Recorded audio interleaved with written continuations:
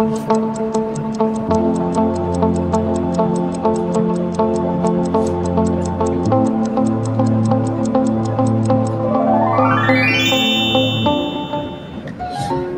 sejahtera, salam Malaysia Madani, salam IBGM Peneraju Kecemerlangan Pendidikan Guru Bertaraf Dunia dan salam IBGM Kisah Hebat Berpaksa Adab.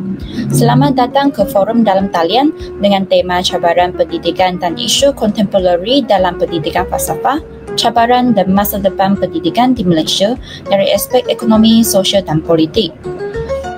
Pendidikan adalah teras utama dalam pembangunan negara. Berdasarkan falsafah pendidikan kebangsaan, objektif utama pendidikan di Malaysia ialah melahirkan insan seimbang dari segi intelek, rohani, emosi dan jasmani. Namun, sistem pendidikan negara turut berhadapan dengan pelbagai cabaran bukan sahaja dari aspek pengajaran dan pembelajaran, tetapi juga daripada sudut ekonomi, sosial dan politik. Oleh itu, forum ini akan mengupaskan ketiga-tiga aspek tersebut diikuti dengan perbincangan tentang masa depan pendidikan negara yang inklusif dan berdaya saing. Untuk membincangkan persoalan-persoalan tersebut, saya selaku sebagai moderator forum hari ini dan kita ada dua orang panel muda berwawasan hari ini. Panel yang pertama ialah saudara Tay Siang Ching yang akan melihat isu ini dari sudut ekonomi dan kedua saudara Loh Chin Hui yang akan mengupas isu ini dari dimensi sosial. Selepas itu, kedua-dua panel ini akan menyentuh aspek politik dan kemudian kita bersama-sama merangkui masa depan pendidikan. Saya percaya perbincangan kita hari ini akan membuka ruang pemahaman yang lebih mendalam. Baik, tanpa melengahkan masa, kita teruskan ke sesi perbincangan. Saudara Tay Siang Ching, apabila kita berbicara tentang pendidikan masa depan, salah satu aspek penting yang sering menjadi tumpuan adalah aspek ekonomi. Pembangunan sistem pendidikan, penyediaan kemudahan, latihan guru dan pelaksanaan teknologi semuanya memerlukan perancangan dari sudut ekonomi yang mampan. Pada pandangan saudara Tay, apakah cabaran utama daripada aspek ekonomi dalam usaha negara membentukkan sistem pendidikan masa depan? Silakan. Terima kasih moderator. Dalam memperhalusi aspek ekonomi pendidikan di Malaysia, kita meneliti beberapa dimensi utama seperti pembiayaan pendidikan, jurang kemudahan, kebolehpasaran, graduan dan transformasi digital. Cabaran yang pertama iaitu pembiayaan pendidikan. Sistem pendidikan memerlukan kos yang besar untuk infrastruktur sekolah, latihan guru, bahan pengajaran dan pelaksanaan kurikulum. Di Malaysia, walaupun peruntukan pendidikan adalah tinggi, masalah pengagihan dan keutamaan wujud. Sebagai contoh, data menunjukkan kerajaan Malaysia telah meningkatkan perbelanjaan pendidikan. Namun, sebahagian besar digunakan untuk gaji dan pengurusan, bukannya inovasi atau pembaharuan sistem. Menurut data rasmi, dalam bajet pendidikan, komponen emolumen dan pengurusan mendominasi. Sebagai perbandingan global pula, data daripada World Bank menunjukkan perbelanjaan pendidikan sebagai peratusan daripada KDNK negara Malaysia pada tahap tertentu. Apabila pembiayaan tidak disalurkan secara optimal, maka pembaharuan seperti digitalisasi pembelajaran, kemahiran abad ke-21 dan penyimbangan antara sekolah bandar luar bandar menjadi sukar dilaksanakan. Ini boleh mewujudkan jurang pencapaian yang semakin berlebar. Data rasmi menunjukkan bahawa perbelanjaan pendidikan sebagai peratusan KDNK untuk Malaysia wujud dalam penjejakan World Bank. Cabaran yang kedua iaitu jurang kemudahan pendidikan. Walaupun akses ke sekolah mungkin meluas, kualiti dan kemudahan asas masih berbeza antara kawasan bandar dan luar bandar atau antara negeri maju dan negeri kurang maju. Ini memberi kesan terhadap peluang pelajar untuk mencapai tahap pembelajaran yang sama. Sebagai contoh konkret, kajian menunjukkan bahawa dalam bidang TVET pendidikan teknik dan vokasional, terdapat kos dan kemudahan yang berbeza-beza antara institusi. Kajian oleh Basar dan Muhammad Asri menyatakan bahawa kekurangan kemahiran insania dan fasiliti merupakan halangan utama. Anak murid di sekolah dengan kemudahan terbatas mungkin menghadapi motivasi rendah, pencapaian akademik yang lebih rendah dan kurang kebolehpasaran selepas tamat sekolah. Ini memperkukuh kitaran pendidikan tidak seimbang. Kajian oleh UNESCO dalam laporan Education 2030 dalam Malaysia menunjukkan bahawa walaupun akses ke pendidikan menengah hampir universal, masih terdapat ketidakseimbangan dalam kemudahan dan penyertaan TVET. Cabaran yang ketiga iaitu kebolehpasaran graduan. Sebuah sistem pendidikan yang baik bukan sahaja perlu melahirkan graduan, tetapi graduan yang boleh memasuki pasaran kerja dengan kemahiran yang relevan. Di Malaysia, walaupun kadar graduan tinggi, terdapat isu ketidakpadanan kemahiran dan peluang pekerjaan yang tidak sepenuhnya sepadan dengan kelulusan. Statistik terkini menunjukkan bahawa kadar kebolehpasaran graduan dalam sistem TVET Malaysia meningkat. Kadar kebolehpasaran graduan TVET dilaporkan mencapai 95.1% pada 2025 selepas pembaharuan sektor TVET. Namun, satu lagi kajian menunjukkan sebahagian besar graduan TVET masih memperoleh gaji di bawah 2009 dan menunjukkan isu dalam kualiti pekerjaan. Ketidakpadanan antara kemahiran yang dimiliki dan keperluan industri akan menyebabkan pembaziran sumber manusia, menjejaskan produktiviti negara dan menimbulkan cabaran seperti pengangguran berpendidikan tinggi.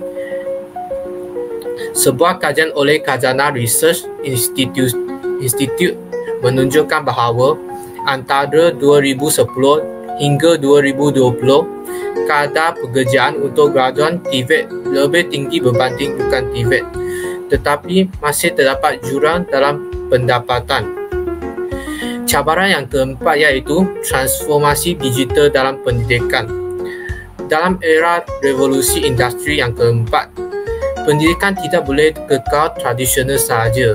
Ia mesti mengintegrasikan teknologi, pembelajaran dalam talian, pedagogi baru dan kemahiran abad ke-21 agar pelajar bersedia untuk dunia yang cepat berubah. Malaysia telah melaksanakan pelbagai inisiatif digital seperti platform pembelajaran dalam talian, namun pelaksanaan tidak disekatakan antara sekolah bandar dan luar bandar.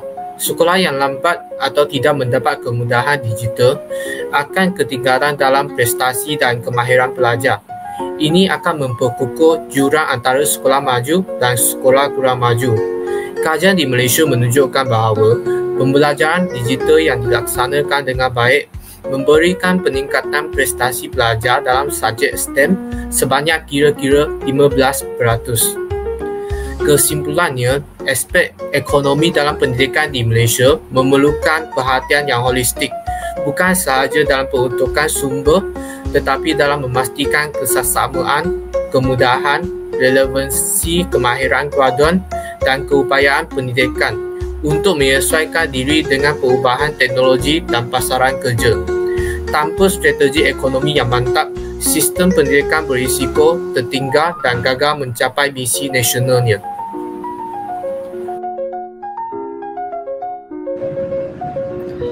Terima kasih penasihat atas perkongsian yang sangat jelas dan bernas. Saya tertarik dengan isu jurang kemudahan dan ketidakpadanan kemahiran industri yang disebut sebentar tadi. Dalam pandangan saya, isu ini bukan hanya berkait dengan bajet tetapi juga soal perancangan strategik dan keutamaan negara. Sebagai contoh, apabila pembelajaran lebih banyak difokuskan pada pengurusan berbanding inovasi, kita mungkin akan terus berada pada tahap cukup untuk fungsi tetapi tidak berjaya beranjak kepada pendidikan berimpak tinggi. Inilah yang menyebabkan sekolah bandar bergerak lebih cepat dan digitalisasi manakala sekolah luar bandar masih tertinggal. Justru, pembiayaan pendidikan perlu bergerak ke arah pendanaan yang bersifat outcome based, iaitu setiap pelaporan mesti diukur impaknya terhadap kualiti pembelajaran, bukan hanya jumlah yang dibelanjakan. Kini, kita beralih pula ke aspek sosial. Dengan ini, saya menjemput panel 2 Saudara Loh Chin Hui untuk mengupaskan cabaran sosial dan pendidikan. Terima kasih kepada saudari moderator. Aspek sosial pendidikan melibatkan bagaimana sistem pendidikan bertindak sebagai ejen pembentukan masyarakat dalam membentuk identiti, perpaduan, nilai dan juga menyikapi perubahan sosial yang cepat. Berikut merupakan beberapa cabaran utama dalam aspek sosial, termasuklah jurang sosioekonomi dan latar keluarga murid, pengaruh budaya global dan media sosial, masalah disiplin dan moral pelajar, serta peranan ibu bapa dan komuniti. Pertama sekali, kita melihat dulu kepada jurang sosioekonomi dan latar keluarga murid. Pendidikan yang adil bukan hanya soal tentang akses murid ke sekolah, tetapi soal persekitaran pembelajaran yang kondusif. Ini termasuklah sokongan keluarga, motivasi kemudahan di rumah, serta gangguan sosial yang minimum. Pelajar daripada keluarga berpendapatan rendah sering menghadapi kekangan seperti kurangnya peranti digital, internet, sokongan tuition ataupun persekitaran yang tenang untuk mereka belajar. Contohnya, kajian menunjukkan bahawa pelajar dari keluarga berpendapatan rendah akan lebih cenderung menghadapi pencapaian yang lebih rendah kerana mereka kekurangan sokongan dan sumber di rumah mereka. Jurang ini kemudian berpotensi menghasilkan generasi yang dikenali sebagai tertunggak pendidikan, di mana mereka tertinggal sejak awal, menyebabkan peluang mobiliti sosial mereka agak terhad. Ia juga akan menjejaskan objektif pendidikan sebagai alat mengurangkan ketidakseimbangan sosial. Buktinya, laporan UNICEF bagi Malaysia menunjukkan bahawa walaupun terdapat kadar akses enrolment yang meningkat, namun masih wujudnya masalah kelengkapan dan kualiti. Contohnya, dalam penyertaan Tibet yang dilihat sebagai kurang digemari belajar dari latar belakang tertentu. Sekarang kita pergi kepada cabaran yang kedua, iaitu pengaruh media sosial dan budaya global. Dalam era digital yang membuka akses kepada pelbagai maklumat dan budaya global, era digital mampu mempengaruhi nilai, jangkaan serta identiti pelajar. Pengaruh ini boleh positif apabila digunakan secara konstruktif, tetapi ia boleh mendatangkan kesan negatif jika pembelajaran pelajar ditinggalkan dan tumpuan teralih ke hiburan digital, ataupun berlaku pembentukan nilai yang kurang selari dengan nilai tempatan negara kita. Sebagai contoh, pelajar yang terlalu banyak masa pada platform media sosial boleh menghadapi penurunan fokus pembelajaran dan meningkatnya kes ponteng atau multitasking yang tidak produktif dalam pembelajaran mereka. Jika sekolah tidak menyesuaikan diri dengan realiti digital ini, seperti memasukkan literasi media dan budaya digital dalam sekolah, maka pelajar kini akan kurang bersedia dalam menghadapi cabaran global. Nilai tempatan dan identiti kebangsaan juga mungkin akan terhakis. Kajian berkaitan menunjukkan bahawa kemahiran insaniah ataupun soft skills seperti komunikasi, kolaborasi dan literasi digital adalah kritikal untuk graduan Tibet dan industri. Namun, ia sering didapati lemah. Kemudian, kita melihat kepada masalah disiplin dan moral pelajar. Fungsi pendidikan bukan sekadar mentransfer ilmu, tetapi juga membentuk khasiat dan etika pelajar. Cabaran moral seperti kes buli, ponteng penyalahgunaan media sosial dan kurangnya tanggungjawab sosial semakin menonjol. Sekolah-sekolah melaporkan kes buli dan vandalisme serta penggunaan telefon pintar yang mengganggu pembelajaran. Masalah saniah ini boleh menjejaskan suasana pembelajaran, kemudian menimbulkan kos sosial seperti kos pemulihan tingkah laku murid dan menjejaskan reputasi institusi pendidikan negara di persada dunia. Lebih penting lagi, ia menjejaskan objektif pendidikan untuk membentuk insan yang seimbang dari jeris, iaitu jasmani, emosi, rohani, insania dan sosial. Sebagai bukti, kajian TWET di Malaysia memfokuskan bahawa terdapat kekurangan kemahiran insania antara isu utama yang mempengaruhi keberkesanan sistem pendidikan. Cabaran yang keempat, peranan ibu bapa dan komuniti. Komitmen ibu bapa dan komuniti menjadi unsur penting dalam kejayaan pendidikan. Pengetahuan, penlibatan dan persekitaran keluarga mempengaruhi motivasi belajar. Apabila ibu bapa terlalu sibuk atau kurang terlibat dalam anak mereka, peluang pembelajaran anak-anak akan menjadi kurang optimal. Pelajar yang datang dari keluarga di mana kedua-dua ibu bapa bekerja sepenuh masa tanpa sokongan pembelajaran rumah mungkin akan menghadapi kesukaran menumpukan perhatian atau mendapat bantuan ketika menghadapi masalah akademik. Kekurangan penlibatan menyebabkan gap antara sekolah dan rumah semakin besar dan ini memberi kesan kepada pencapaian tingkah laku belajar dan kesediaan mereka menghadapi dunia nyata. Kajian akademik menyatakan bahawa sokongan ibu bapa berkait rapat dengan prestasi belajar. Walaupun kajian khusus Malaysia tidak dinyatakan secara numerik dalam skrip ini, ia merupakan konseptual dalam bidang pendidikan. Secara ringkas, cabaran sosial dalam pendidikan Malaysia bukan hanya soal tentang bilangan sekolah dan guru, tetapi soal bagaimana sistem pendidikan berfungsi dalam konteks keluarga, komuniti, media dan nilai masyarakat. Sistem yang mahu berjaya perlu merangkumi pembinaan nilai, penlibatan keluarga dan penyesuaian terhadap perubahan sosial. Terima kasih penadua atas pembentangan yang sangat berwawasan. Saya setuju bahawa aspek sosial sangat penting kerana pendidikan bukan hanya melahirkan individu berpengetahuan tetapi juga insan yang mempunyai nilai, etika dan karakter. Saya ingin menekankan satu perkara, isu sosial dalam pendidikan sangat dipengaruhi oleh budaya, keluarga dan komuniti. Sekolah tidak dapat berfungsi sendirian. Jika ibu bapa tidak melibatkan diri dalam perkembangan pembelajaran anak-anak, maka keberkesanan pendidikan formal akan berkurangan. Selain itu, cabaran media sosial yang disebutkan memerlukan pendekatan pendidikan literasi digital, bukannya larangan atau kawalan semata-mata. Pelajar perlu diajar bagaimana menggunakan media secara bertanggungjawab, bukan hanya diberi amaran supaya jangan menggunakannya. Baiklah, seterusnya kita akan beralih kepada aspek politik dalam pendidikan.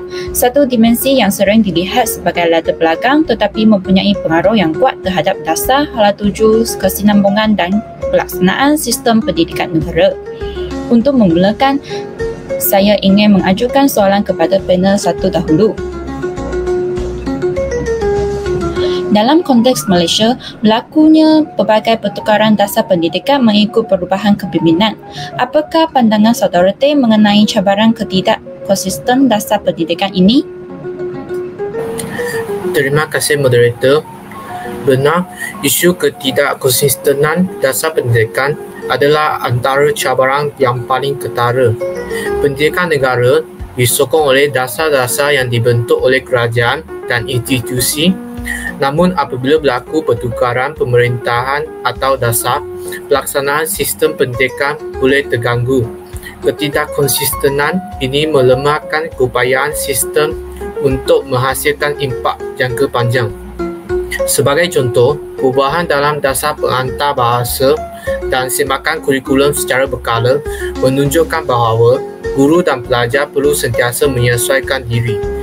Kesannya ialah pelaksana iaitu guru, sekolah dan pelajar menghadapi ketidakpastian yang boleh menjejaskan fokus dan keberkesanan pengajaran dan pembelajaran mereka.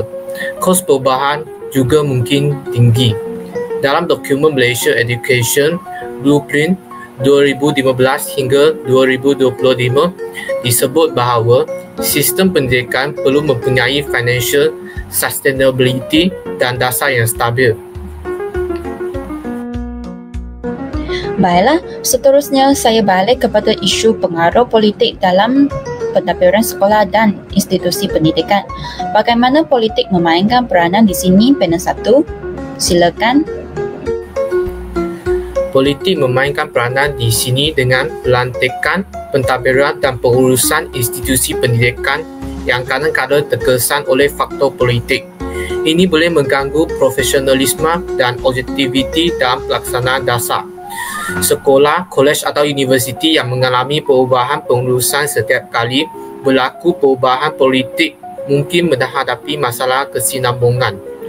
Kesannya, apabila profesionalisme dikompromi, kualiti pendidikan boleh terjejas dan kepercayaan masyarakat terhadap sistem pendidikan boleh menurun. Kajian Systematic Review of Malaysia TVET Sustainability Framework menyebut bahawa salah satu isu ialah governance of TVET yang meliputi hal pentadbiran dan pengurusan. Terima kasih kepada panel 1. Seterusnya, saya akan mengajukan soalan kepada panel 2. Bagaimana pula dengan pengaruh politik dalam isu bahasa dan perpautan nasional?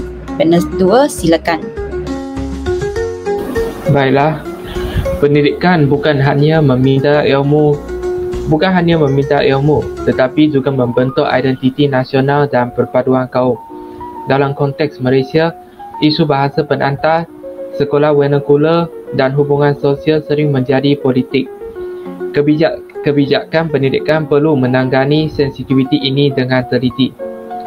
Debat mengenai bahasa penantar sains dan matematik dan pelaksanaan sekolah aliran kebangsaan versus sekolah vernakular sering mencetuskan perbahasan politik.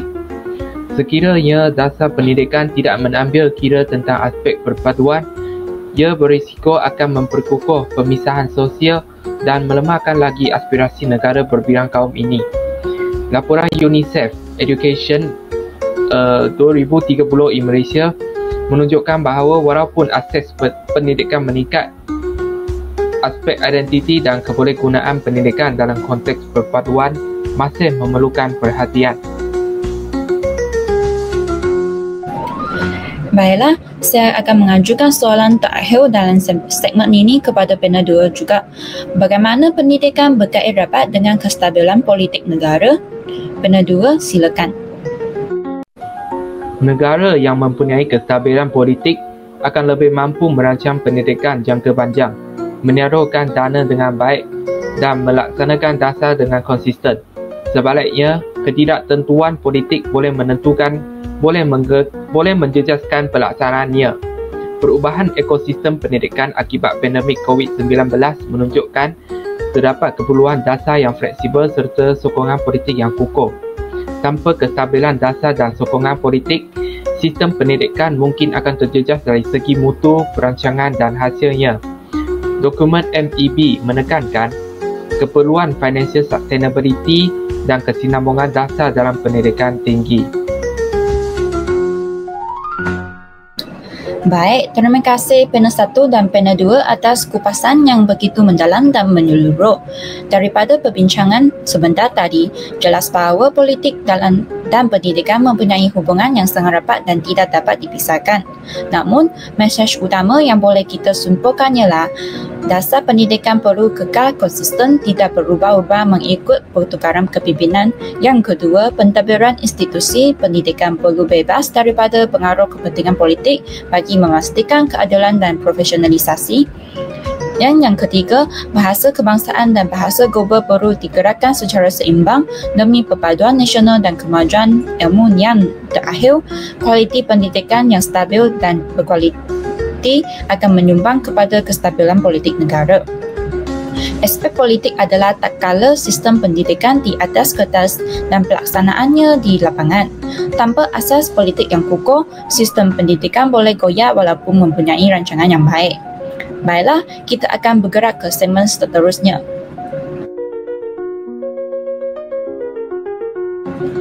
Setelah kita meneliti cabaran dari aspek ekonomi, sosial dan politik, mari kita beralih ke soalan yang lebih optimistik, iaitu bagaimana kita membayang masa depan pendidikan di Malaysia.